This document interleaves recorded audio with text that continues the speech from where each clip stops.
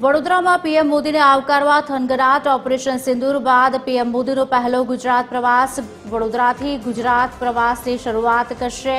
PM Modi Vadodara airport પાસે મોદીના સ્વાગત માટે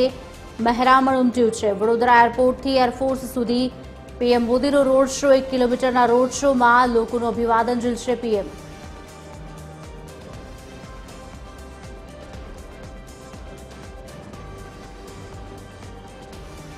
ऑपरेशन सिंदूर बाद पीएमनी आ प्रथम मुलाकात है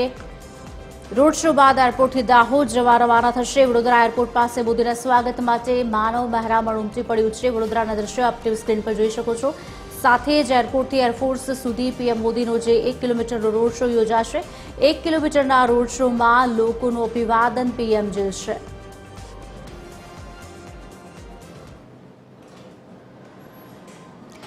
आज अंगे વધુ વિગત આપવા માટે અમારા એસોસિએટ એડિટર અમિત ઠાકોર અમારી સાથે લાઈવ જોડાઈ ચૂક્યા છે અમિત આપ અત્યારે હાલ વડોદરામાં છો પીએમના સ્વાગત માટેની તમામ તૈયારીઓ પૂર્ણ થઈ ગઈ હશે એવી આશા રાખીએ છીએ પણ અત્યારે હાલ તેનો માહોલ કેવો છે કયા કયા રસ્તા હાલ બંધ કરવામાં આવ્યા છે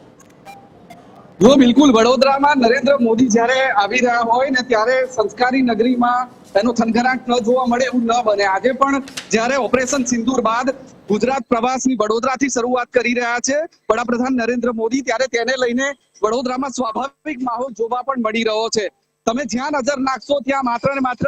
લોકોના હાથમાં તિરંગો જોવા મળશે આ તિરંગો એટલા માટે કારણ કે પહેલગામ હુમલા બાદ જે રીતે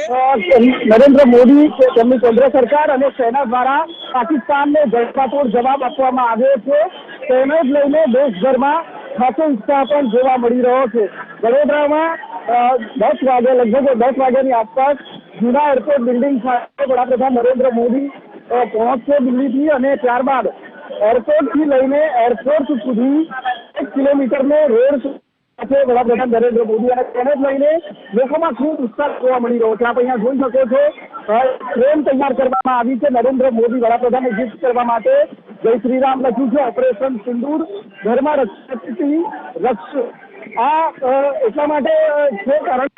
જે રીતે ઓપરેશન સિંદૂર હાથ ધરવામાં આવ્યું અને નાપાક પાકિસ્તાનને તેનો જડબાતોડ જવાબ આપવામાં આવ્યો તેને જ લઈને વડાપ્રધાન નરેન્દ્ર મોદીને દેશવાસીઓ આભાર માની રહ્યા છે એટલા માટે જ વડોદરામાં પણ નારી શક્તિ જ્યારે વડાપ્રધાનનો આભાર માનવા માટે તેમનું અભિવાદન ઝીલવા માટે અહીંયા ઉપસ્થિત છે તેવા ખાસો ઉત્સાહ વડોદરાવાસીઓમાં જોવા મળી રહ્યો છે કેટલાક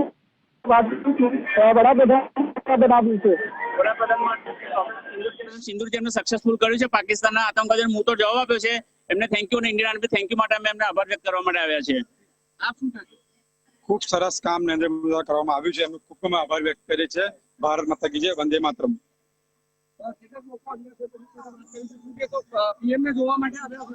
ખાસ તો એમનો આભાર વ્યક્ત કરવા આવ્યા છે કે એમને જે સિંદૂર પ્રોજેક્ટ સક્સેસ કર્યું છે તો એમનો આભાર વ્યક્ત કરવા છે કે દરેક નારી માટે આત્મસન્માન જાળવી રાખ્યું છે એ રીતે પહેલગામમાં હુમલો થયો અને ત્યારબાદ આ બદલો લેવામાં આવ્યો કેવી રીતે જુઓ છો અમે દરેક સ્ત્રીઓ નરેન્દ્ર મોદીને એવી રીતે જોઈએ છે કે કોઈ પણ સ્ત્રીને કોઈ પણ બોલી શકતું નથી એની સામે નરેન્દ્ર મોદીની અવાજ ઉઠે છે આપ શું કહે છે હું એ જ કહેવા માંગુ છું કે આપણે ઓપરેશન સિંદૂરથી બહેનોએ પણ હવે સજ્જ થવાની જરૂર છે બહેનોએ એટલી શક્તિ કેળવવાની જરૂર છે કે ગુજરાતનો એક ગુજરાતનો 100 માથા વાળી નાખે એટલી શક્તિશાળી બહેનોને બનવાની જરૂર છે હિંમત જ ના કરી શકે કારણ કે નરેન્દ્ર મોદીમાં પણ એટલી બધી શક્તિ છે અને નરેન્દ્ર મોદી શક્તિ માતાજીના એમને ખૂબ આશીર્વાદ છે શક્તિનો સ્ત્રોત છે એટલે આખી દુનિયાએ નતમસ્તક રહેવું જ પડે કારણ કે એમણે જે વડનગરની જન્મભૂમિ છે એમની વડનગરની ભૂમિ પર જન્મ લીધો છે એ વડનગરમાં લાહોરની ધરતી પર શહીદ થનાર ભગવતી શરણ વોરા અને દુર્ગા ભાભી જેમણે ભગતસિંહને બચાવ્યા હતા ભગતસિંહના બલિદાન દીધા ભગતસિંહને બચાવનાર દુર્ગા ભાભી પણ વડનગરના જ હતા એટલે એ જ વડનગરમાં એમણે જન્મ લીધો છે જ્યાં નરસિંહ મહેતા એમના દીકરા સામરસાને પરણાવવા આવ્યા હતા જ્યાં તાનારીરીએ આ બહેનોને હું એક કહેવા માંગુ છું ઓપરેશન સિંદૂરની બહેનોને કે આજકાલ બહેનો પોતાનો ધર્મ પોતાનો પતિ બધું ભૂલીને ખોટા રસ્તે ચડી ગઈ છે પણ તાનારીરી જેણે મલ્હાર ગાયો, મોદી માટે હા એ મલ્હાર ગાયને એમણે એ બહેનોમાં એવી શક્તિ હતી કે અકબરે એમના દરબારમાં બોલાવ્યા ત્યારે એમણે જવાની ના પાડી દીધી અને બંને બહેનોએ વડનગરની વાવમાં આત્મબલિદાન આપ્યું. એ આત્મબલિદાન એવું આપવા માટે આપણી બહેનોને શક્તિ આપે ભગવાન કે એટલું એમનું પોતાનું જાળવી રાખે. મોદીજીનો આભાર માનવા અમે આયા છે બધા લેડીઝો, અને જ્યાં પહેલગામમાં એ લોકોએ કર્યું ત્યાં એમને કીધેલું કે મોદી કો જાકે બતાના, તો મોદીજીએ બતાવી દીધું છે અને એના સપોર્ટમાં આજે બધી જ લેડીઝો છે. એને એમને સિંદૂરની લાજ રાખી છે. આજે એમના સપોર્ટમાં બધી જ અમે લેડીઝ છે. એમને થેન્ક યુ મોદીજી.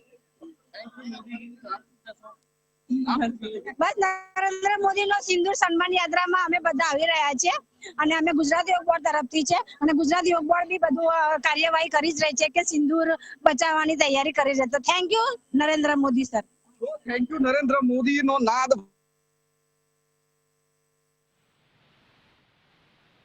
મોદીનો રહ્યો છે. 2014માં જ્યારે સૌપ્રથમ વખત એ ચૂંટણી લડ્યા લોકસભાની, વડોદરાથી તેમને ભવ્ય જીત મેળવી હતી. વડોદરા અને વારાણસી બંને સ્થળેથી લડ્યા હતા. વારાણસી બાદમાં તેમને પોતાના સંસદીય ક્ષેત્ર તરીકે પસંદ કરી, પરંતુ વડોદરાને આજે પણ નરેન્દ્ર મોદી નથી ભૂલ્યા. જ્યારે પણ ગુજરાત આવે ત્યારે વડોદરાને યાદ કરવાનું નથી ભૂલતા અને એટલા માટે વડોદરાવાસીઓ પણ નરેન્દ્ર મોદીને ક્યારેય યાદ કરવાનું નથી ભૂલતા. ઓપરેશન સિંદૂર બાદ જ્યારે પ્રથમ વખત વડાપ્રધાન નરેન્દ્ર મોદી ગુજરાતના પ્રવાસે છે અને તેની શરૂઆત જે વડોદરાથી કરી રહ્યા છે, ત્યારે વડોદરામાં જે પ્રકારનો ઉત્સાહ જોવા મળી રહ્યો છે નરેન્દ્ર મોદીને આવકારવા માટે, તે સ્વાભાવિક છે. વડોદરામાં નરેન્દ્ર મોદી જૂના એરપોર્ટ ટર્મિનલ બિલ્ડિંગ લગભગ 9:50 લેન્ડ કરશે. દિલ્હીથી તેઓ અહીંયા પહોંચશે અને ત્યારબાદ જૂના એરપોર્ટ ટર્મિનલથી લગભગ 1 કિલોમીટરનો રોડ શો એરફોર્સ ગેટ સુધી કરવાના છે અને ત્યાં આ પ્રકારનો ઉત્સાહ જોઈ શકાય છે. ખૂબ મોટી સંખ્યામાં લોકો અહીંયા પહોંચ્યા છે વડાપ્રધાન નરેન્દ્ર મોદીને આવકારવા માટે અને તેમનો આભાર વ્યક્ત કરવા માટે કે ઓપરેશન સિંદૂરને પાર પાડ્યું અને નાપાક પાકિસ્તાનને આટલો જડબાતોડ જવાબ આપ્યો છે. જી અમિત, આભાર સમગ્ર માહિતી આપવા બદલ. વધુ માહિતી આપની પાસેથી લેતા રહીશું. તો એક તરફ આપણે વડોદરાના દ્રશ્યો જોયા કે સ્ત્રી શક્તિ અચાનક જોશમાં છે અને તમામ લોકો વડાપ્રધાનના સ્વાગત કરવા માટે હાલ ત્યાં ઉપસ્થિત છે. માનવ મહેરામણ જ્યાં નજર કરો ત્યાં જોવા મળી રહ્યું છે. ઓપરેશન સિંદૂર બાદ આ પ્રથમ મુલાકાત છે અને તમામ તેમની કાગડોળે અત્યારે હાલ રાહ જોઈને ઊભા રહ્યા છે ત્યાં આગળ. પીએમને આવકારવા માટેનો થનગનાટ આપ વડોદરાવાસીઓનો જોઈ શકો છો.